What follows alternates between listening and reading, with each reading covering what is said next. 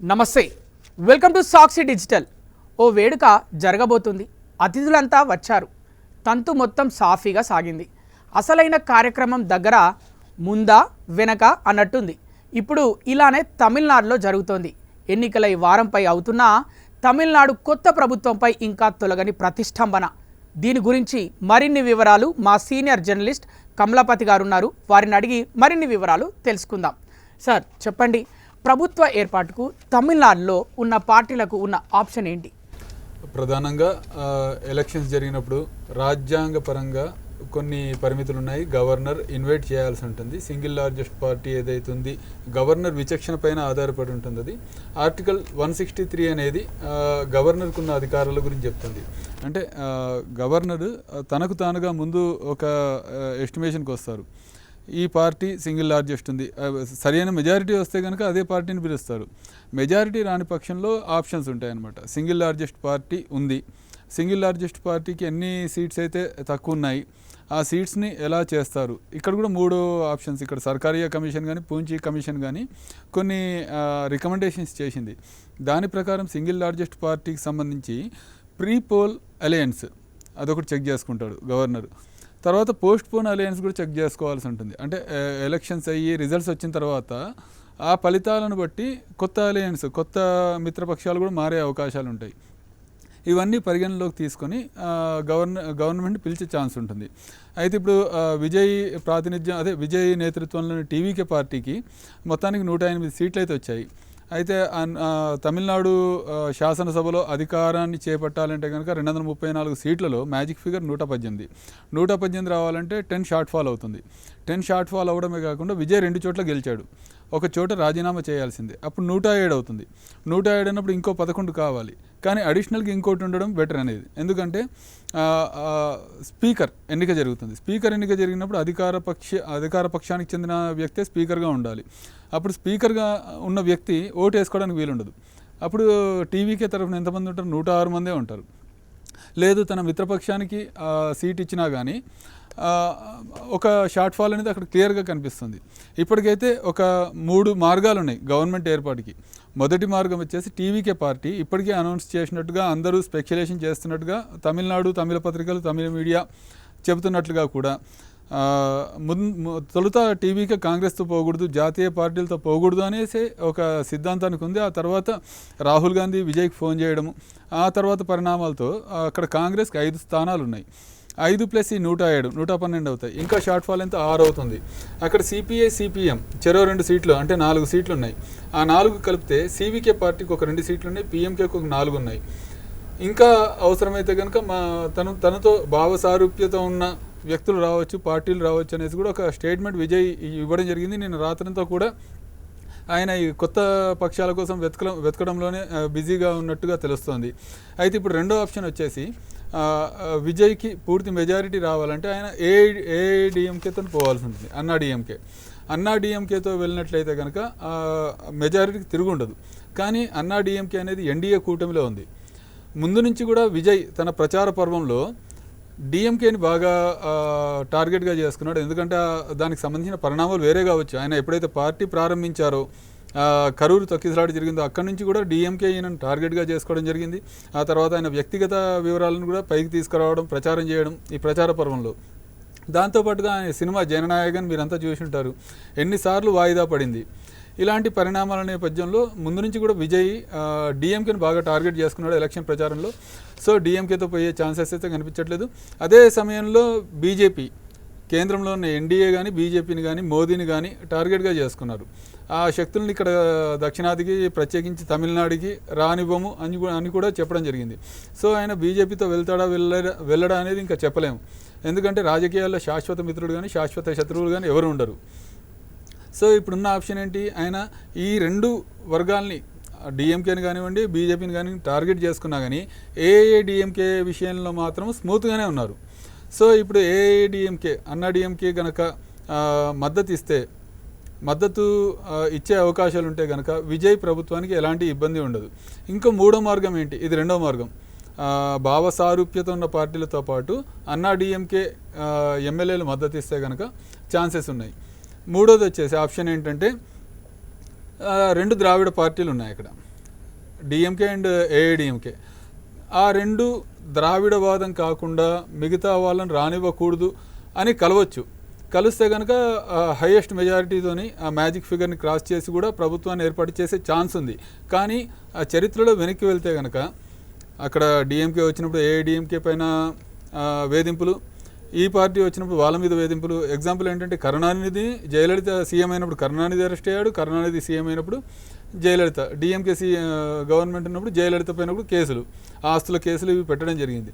ఇంత బ్యాక్గ్రౌండ్ ఉన్నప్పుడు ఆ రెండు పార్టీలు కలుస్తాయా అనేది అనుమానాస్పదమే. ఒకవేళ కలిసినా కానీ లీడర్షిప్ అనేది ఏదైతే ఉందో, ఎమ్మెల్యేస్ ఉంటారు కదా, ఎమ్మెల్యేస్కి అభిమానులు, వీరాభిమానులు ఎవరికి కరుణానిధికి కానివ్వండి, జయలలితకి కానివ్వండి, అలాంటి వాళ్ళు పొసుగుతారా, రాజీనామాలు చేస్తారా అనేది వేరే విషయం అనమాట. ఇలా ఈ 3 ఆప్షన్స్ మాత్రమే ఉన్నాయి. ఇంకా మొత్తంగా తమిళనాడులో కొత్త ప్రభుత్వాన్ని ఎన్ని రోజులలో చూడొచ్చు సార్? యాక్చువల్గా ఏంటంటే ప్రస్తుతం ఉన్న 17వ అసెంబ్లీ నడుస్తోంది తమిళనాడులో. 17వ అసెంబ్లీ టర్మ్ మే 10వ తారీఖు అయిపోతుంది. ఆ 10వ తారీఖు లోపల కనుక పిలవకపోతే, ఏ పార్టీ కానీ రాకపోతే, గవర్నర్ పాలన 6 నెలలు కొనసాగిస్తూ, అంటే అది కూడా ఆర్టికల్ 163, ఆర్టికల్ 160 నుంచి గవర్నర్కి సంబంధించిన ఆర్టికల్స్ ఉన్నాయి. అందులో దాని ప్రకారం ఏంటంటే పూర్తి మెజారిటీ ఏ పార్టీకి రానప్పుడు ఒక 6 నెలల పాటు రాష్ట్రపతి పాలన అనొచ్చు, గవర్నర్ నేతృత్వంలో పాలన సాగుతుంది. అలా సాగుతున్నప్పుడు కూడా ఖాళీగా సాగే అవకాశం లేదు. అక్కడున్న ఆప్షన్స్ని గవర్నర్ వెతుకుతూ ఉండాలి. ఎవరైనా మేము వస్తాం, మేము ప్రభుత్వాన్ని ఏర్పాటు చేస్తామంటే ఖచ్చితంగా వాళ్ళని ఆహ్వానించి 30 రోజుల్లో బల నిరూపణ చేసుకోవాలని కోరాలి. లోక్భవన్లో గవర్నర్ కార్యాలయంలో విజయ్ నేను గవర్నమెంట్ ఫామ్ చేస్తానని వెళ్తే నీ బలం ఎంతో చూపించమనేసి అన్నట్టుగా మనం చూస్తున్నాం. అలా ఉండడానికి వీళ్ళది. ఒకసారి వన్స్ గవర్నమెంట్ని ఇన్వైట్ చేసిన తర్వాత ఆ బల నిరూపణ అనేది అసెంబ్లీలోనే జరగాల్సి ఉంటుంది. ఫ్లోర్ టెస్ట్ అంటాం అది. సో ఈ 6 నెలల్లో కూడా ఇలాంటి క్రతువు జరుగుతూ ఉంటుంది. లేదు వేరే పార్టీ వస్తుంది, నేను ప్రభుత్వాన్ని ఏర్పాటు చేస్తుంటే ఖచ్చితంగా అవకాశం ఇవ్వాల్సింది. బల నిరూపణ ఏందని గమనించాలి. సో 6 నెలలు కూడా ఏ పార్టీకి స్పష్టమైన మెజారిటీ లేదు, పార్టీని నడిపే అవకాశం లేదని గవర్నర్ ఫీల్ అయితే కనుక ఆయనకున్న విచక్షణ అధికారాలతో మళ్ళీ ఎలక్షన్స్కి వెళ్ళే అవకాశాలు ఉంటాయి. సో ఇప్పటికైతే మరి విజయ్ ముందైతే ఒక పెద్ద సవాలు ఉన్నట్టయితే తెలుస్తుంది. ఆ సవాలు విజయ్కి ఎలా ఉందో మరి డిఎంకేకి, ఏఐడిఎంకేకి కూడా అదేవిధంగా వాళ్ళు కూడా ప్రతిపాదనలు చేసే అవకాశం ఉంది. వాళ్ళకు కూడా ఛాన్స్ దొరికింది. ఇప్పుడు విజయ్ ముందున్న సవాల్ ఏంటి, డిఎంకే ఏఐడిఎంకే చేసే ప్రతిపాదనలు ఏంటి, అంటే ఏం జరగబోతుంది? అంటే యాక్చువల్గా డిఎంకే చీఫ్ ఎవరైతే స్టాలిన్, ఎంకే స్టాలిన్ ఇప్పటికే క్లియర్గా ఒక స్టేట్మెంట్ ఇవ్వడం జరిగింది. విజయ్ ప్రభుత్వాన్ని ఏర్పాటు చేయొచ్చు, ఏర్పాటు చేస్తే మేమేమీ ఇబ్బంది పెట్టాము. ఎప్పటి వరకు 6 నెలల వరకు. 6 నెలల్లో ఆయన పరిపాలన తీరు ఎలా ఉంటుంది, ప్రజలకు ప్రజారంజకంగానే ఉంటుందా, లేదా ప్రభుత్వంలో తప్పులు ఉంటాయా, దాన్ని బట్టి మేము ఏమైనా నిర్ణయం తీసుకుంటాం 6 నెలల తర్వాత అన్నారు ప్రధాన ప్రతిపక్షం. ఏఐడిఎంకే ఏంటంటే ఏఐడిఎంకే నాయకత్వ లోపంతో మిట్టాడుతున్న ఏఐడిఎంకే కూడా పళనిస్వామి ఒక దారికి తీసుకొచ్చారు, చెప్పుకోదగ్గ సీట్లు తీసుకొచ్చారు. ఇప్పుడు జరిగిన ఎలక్షన్స్లో పన్నీర్ సెల్వం అక్కడి నుంచి వెళ్ళిపోయి డిఎంకేతో కలిసిన తర్వాత చాలా కష్టపడి ఆ మాత్రం సీట్లు వచ్చాయని చెప్పవచ్చు. అయితే పళనిస్వామి ముందు కూడా ఇప్పుడు ఉన్న సవాల్ ఏంటంటే ఏఐడిఎంకేలో చీలిక వచ్చే అవకాశం ఉంది. ఏఐడిఎంకేలో కొన్ని వర్గాలు ఆల్రెడీ విజయ్కి సపోర్ట్ చేయాలనేసి డిమాండ్ చేస్తున్నాయి. ఈ నేపథ్యంలోనే ఒక 30 మంది ఎమ్మెల్యేలని పళనిస్వామి పుదుచ్చేరిలోని రిసార్ట్లో భద్రంగా, అంటే క్యాంప్ రాజకీయం ఆల్రెడీ స్టార్ట్ అయిందని చెప్పొచ్చు. దీంతోపాటు ఏంటంటే నిన్న జరిగిన ఒక కీలక పరిణామం ఉంది. మన ఏఐడిఎంకేకి సంబంధించిన ఒక రాజ్యసభ సభ్యుడు సివి షణ్ముగం ఉన్న పలంగా తన రాజ్యసభ్యత్వానికి రాజీనామా ఇచ్చేశారు. రీజన్ ఏంటంటే ఆయన విజయ్ ఎలక్షన్ రిజల్ట్స్ రాగానే ఫస్ట్ స్టేట్మెంట్ ఇచ్చింది ఆయనే, షణ్ముగం. ఏమన్నారంటే విజయ్కి ఏఐడిఎంకే సపోర్ట్ ఇవ్వాలి అని. ఇప్పుడు జరుగుతున్న పరిణామాలు బట్టి చూస్తుంటే ఆయన రాజీనామా చేసి తమిళనాడుకు వచ్చి తన వర్గం వారిని, తనకంటూ ఉన్న ఒక బలగం ఎమ్మెల్యేలని టీవీకే వైపుకు తీసుకెళ్లే ఛాన్సెస్ కూడా కనిపిస్తున్నాయి. అన్నిటికంటే ముఖ్యమైన అంశం ఏంటంటే సార్, గతంలో కర్ణాటకలో యడ్యూరప్ప అంటే వాళ్ళు ఎలక్షన్లో ఆ ముఖ్యమంత్రి చేసినప్పుడు గవర్నర్ అప్పుడు రాజేంద్రనే ఉండే. కర్ణాటకలో 112 సీట్లు కావాలి అక్కడ గవర్నమెంట్ ఏర్పరచడానికి, 104 సీట్లు వస్తే అప్పుడు ఒప్పుకున్నారు రాజేంద్రన్ ఒప్పుకొని గవర్నమెంట్ని ఏర్పరిచారు, ప్రమాణ స్వీకారం కూడా జరిగింది. తర్వాత మిగతా విషయం ఏం జరిగిందో అది అందరికీ తెలిసిందే. కాకపోతే మరి ఇక్కడ విజయ్ విషయంలో అలా ఎందుకు చేయట్లేదు? ఇప్పుడు మీరు చెప్పిన 2018కి ఒక సంవత్సరం ముందు కూడా గోవా, మణిపూర్ మీరు చూసుకోవచ్చు. గోవా ఎలక్షన్స్లో కూడా సింగిల్ లార్జెస్ట్ పార్టీ ఏది వచ్చిందంటే అప్పుడు కాంగ్రెస్ వచ్చింది, సెకండ్ లార్జెస్ట్ పార్టీ బీజేపీ వచ్చింది. కానీ అక్కడ గవర్నర్ బీజేపీని ఇన్వైట్ చేశాడు. బీజేపీ గవర్నమెంట్ని ఫామ్ చేసిన తర్వాత ఇండిపెండెంట్ని ఒకసారి గవర్నమెంట్ ఫామ్ అయిందంటే కనుక ఆపరేషన్ ఆకర్ష, ఆపరేషన్ కమల్ అనేది చాలా ఈజీగానే ఉంటుంది. సో ఇండిపెండెన్స్ తీసుకోవడము, ఆ గవర్నమెంట్ని అలా నిలబెట్టుకోవడం జరిగింది. ఈ 2018లో కర్ణాటక ఎలక్షన్లో కూడా 104 సీట్లు వచ్చాక ఫస్ట్ గవర్నర్ పిలవడము, ఆ తర్వాత వీళ్ళు నిరూపించుకోలేకపోవడం, అది సుప్రీంకోర్టు వరకు కూడా వెళ్ళింది. సుప్రీంకోర్టు వరకు వెళ్ళడం, ఆ తర్వాత కాంగ్రెస్ అండ్ జేడీఎస్ రెండు కలిసి ఒక గవర్నమెంట్ ఫామ్ చేయడం జరిగింది. ఇక్కడ మొత్తానికి చూసుకుంటే కనుక కేంద్రంలో ఏ గవర్నమెంట్ ఉందో ఆ గవర్నమెంటే గవర్నర్లను నియమిస్తుంది. ఈ నియామకాలు ఎట్లుంటాయి, చాలా విమర్శలు ఉన్నాయి. గవర్నర్ల నియామకం పైన చాలా విమర్శలు ఉన్నాయి. ఇక్కడ తెలంగాణలో చూసుకున్న ఒక దశలో సీఎంగా ఉన్నటువంటి కేసీఆర్ కూడా రాజ్యాంగానే మార్చాలని ఒక స్టేట్మెంట్ ఇవ్వడం జరిగింది. దానికి రీజన్ ఏంటంటే గవర్నర్ అనేది చాలా సందర్భాల్లో ఏంటంటే ఆ రాజ్యాంగ రక్షకుడుగా ఉంటారు. రాష్ట్రానికి సంబంధించి ఇది సమాఖ్య రాష్ట్రం, సమాఖ్య దేశం, రాష్ట్రాలు కేంద్రము కలిసే చేస్తాయి. సమాఖ్యలో జాబితాలు ఉంటాయి, ఉమ్మడి జాబితా ఉంటుంది, రాష్ట్ర జాబితా, కేంద్ర జాబితా ఉంటుంది. వీటన్నిటిని సమన్వయపరిచే ఒక బ్రిడ్జ్ గవర్నర్. సో ఆ గవర్నర్ ఏ ప్రభుత్వం సెంట్రల్లో ఉన్నా కానీ సెంట్రల్ గవర్నమెంట్ చెప్పినట్టే వింటారు అనే ఒక అపోహ ఇప్పుడు కాదు, 2014 ముందు కూడా ఉండేది. అప్పట్లోనే సర్కారియా కమిషన్ కొన్ని రికమెండేషన్ చేసింది. ఇలాంటి పరిస్థితుల్లో ఇప్పుడు తమిళనాడులో మనం చూస్తున్న క్రైసిస్, పూంచి కమిషన్ ఇలాంటి రికమెండేషన్ చేసింది. సర్కారియా కమిషన్ ప్రకారం ఏంటంటే అతిపెద్ద పార్టీని పిలవాలి, ఇన్వైట్ చేయాలి. వాళ్ళు రెడీగా ఉంటే కనుక ఇన్వైట్ చేయాలి, లేదు అంటే కనుక వేరే పార్టీకి ఆప్షన్ ఇవ్వాలి అనేసి సర్కారియా కమిషన్ చెప్తుంది. పూంచి కమిషన్ కూడా దాదాపు ఇలాంటిదే చెప్పింది. అయినప్పటికీ ఇప్పుడు గవర్నర్ ఎందుకు విజయ్కి అవకాశం ఇవ్వట్లేదు అనేది ఒక ప్రశ్న వస్తుంది. నిజానికి చూస్తే గవర్నర్ కూడా రాజ్యాంగ పరమైన పదవిలో ఉండి రాజ్యాంగానికి కట్టుబడి ఇదంతా చేస్తున్నట్టు కూడా స్పష్టంగా కనిపిస్తుంది. ఎలా అంటే ఆర్టికల్ 163 ప్రకారం ఆయన ప్రభుత్వాన్ని ఆహ్వానించాలి. ఆర్టికల్ 163 ఏం చెప్తుంది? గవర్నర్ విచక్షణ, గవర్నర్ కన్విన్స్ అవ్వాలి. ఫస్ట్ మీరు ఏదైతే పార్టీ అధినేత వచ్చి నేను గవర్నమెంట్ ఫామ్ చేస్తా అన్నప్పుడు ఆ సంఖ్యాబలం పైన ఒక కన్విన్స్ అవ్వాలి, సంతృప్తి చెందాలి.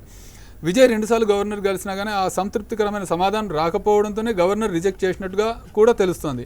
అసలు లోక్ భవన్లో ఏం జరిగిందనేది ఇన్సైడ్ అనేది మ్యాటర్ బయటికి రాకున్నా కానీ బయట పార్టీ, ఇక్కడ టీవీకే వాళ్ళు కానీ అపోజిషన్ పార్టీ వాళ్ళు కానీ, ఆ తర్వాత పళనిస్వామి కూడా గవర్నర్ని కలవడం జరిగింది. వాళ్ళ ద్వారా వస్తున్న దాన్ని బట్టి 118 సంఖ్యాబలం ఎలా అనేదే ఒక క్వశ్చన్ విజయ్ ముందు పెట్టారు. దానికైనా ముందు అవకాశం ఇవ్వండి, ఆ తర్వాత మేము నిరూపించుకుంటాము అని చెప్పినట్టుగా, బల నిరూపణ మేము చేసుకుంటాము అని చెప్పినట్లుగా తెలుస్తోంది. దాంతోపాటు విజయ్ మరో రెండో ఆప్షన్ ప్లాన్ బి ప్రకారం తమకు ఇప్పుడు కర్ణాటకలో మనం చూసాము, సుప్రీంకోర్టు కూడా అర్ధరాత్రి సుప్రీంకోర్టు తలుపులు తడితే తెల్లవారుజామున 3:30-4 గంటల వరకు కూడా దాని మీద జరిగింది. రాజ్యాంగ బెంచ్ అనేది, కాన్స్టిట్యూషనల్ బెంచ్ తెల్లవారుజామున 3:30 దాకా కూడా మొత్తం వాదోపవాదాలు వినేసి తీర్పునివ్వడం జరిగింది. అదేవిధంగా ఇక్కడ కూడా ఆప్షన్ ఏముంది? రాజ్యాంగపరమైన హక్కులకు ఏమైనా భంగం వాటిల్లితే సామాన్యులు కానీ ప్రభుత్వ పెద్దలు కానీ సుప్రీంకోర్టు మెట్లెక్కుతారు. ఇప్పుడు విజయ్ ముందున్న ఆప్షన్ కూడా అదే, మా దగ్గర హైయెస్ట్ మెజారిటీ, సింగిల్ లార్జెస్ట్ పార్టీగా ఉన్నాం మేము, మాకు అవకాశం ఇవ్వాలని సుప్రీంకోర్టు మెట్లెక్కే అవకాశాలు కూడా ఉన్నాయి. ఇంకా అన్నిటికంటే ముఖ్యమైన అంశం ఏంటంటే గతంలో రాజేంద్రన్ గోవాకు సంబంధించిన వ్యక్తి, అక్కడి నుంచి 2 సార్లు ఎమ్మెల్యేగా గెలిచారు బీజేపీ పార్టీ నుంచి.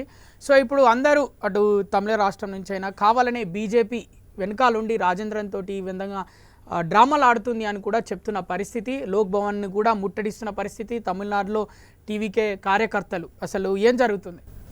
అంటే ఇందాకే అనుకున్నాం మనం, గవర్నర్ అనేది కేంద్రంలో ఏ పార్టీ ఉందో ఆ పార్టీ తనకు నచ్చిన వారినే పెట్టుకుంటుంది. అంటే దానికి కూడా కొన్ని ప్రామాణికాలు ఉంటాయి. అయితే ఇప్పుడు ఇందాక చెప్పుకున్నట్టుగా కేసీఆర్ సీఎంగా ఉన్నప్పుడు కూడా వాళ్ళ డిమాండ్ ఏంటి? రాజ్భవన్ అనేది ఒక కేంద్ర కొన్ని బిల్లులు ఆపడం జరిగింది. కొన్ని బిల్లులు ఆపేయడంతో చాలా సీరియస్గా ఒక ప్రెస్ మీట్లో చెప్పారు. ఆయన ప్రెస్ మీట్ జరిగినప్పుడే చెప్పారు రాజ్యాంగానే మార్చాలనేసి. అది తప్పు కావచ్చు, కరెక్టే కావచ్చు, ఆయన ఉద్దేశం వేరే ఉండొచ్చు.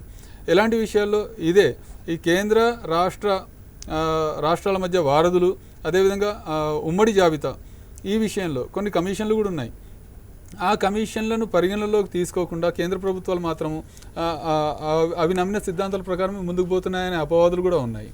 Okay right. మరి ఎప్పుడు విజయ్ ప్రమాణ స్వీకారం చేస్తాడు, అసలు సీఎంగా ఎప్పుడు నేను విజయ్ అనే మాట ఎప్పుడు మాట్లాడతాడు అనే ఈ ఒక్క మాట కోసం దక్షిణ భారతదేశం చాలా ఆతృతగా ఎదురు చూస్తుంది. ముఖ్యంగా తమిళనాడు ప్రజలు చాలా ఆతృతగా ఎదురు చూస్తున్నారు. టీవీకే కార్యకర్తలు వీళ్ళందరూ ఎదురు చూస్తున్నారు. మరి ఇప్పటికైతే ఒక స్పష్టత అయితే రాలేదు. 4వ తారీఖు ఫలితాలు వచ్చాయి. 7వ తారీఖు ప్రమాణ స్వీకారం పొద్దున ఉదయం 9:30కు ఉంటుంది అని అయితే చెప్పిన పరిస్థితి. కానీ ఇప్పటి వరకు ప్రమాణ స్వీకారం లేదు.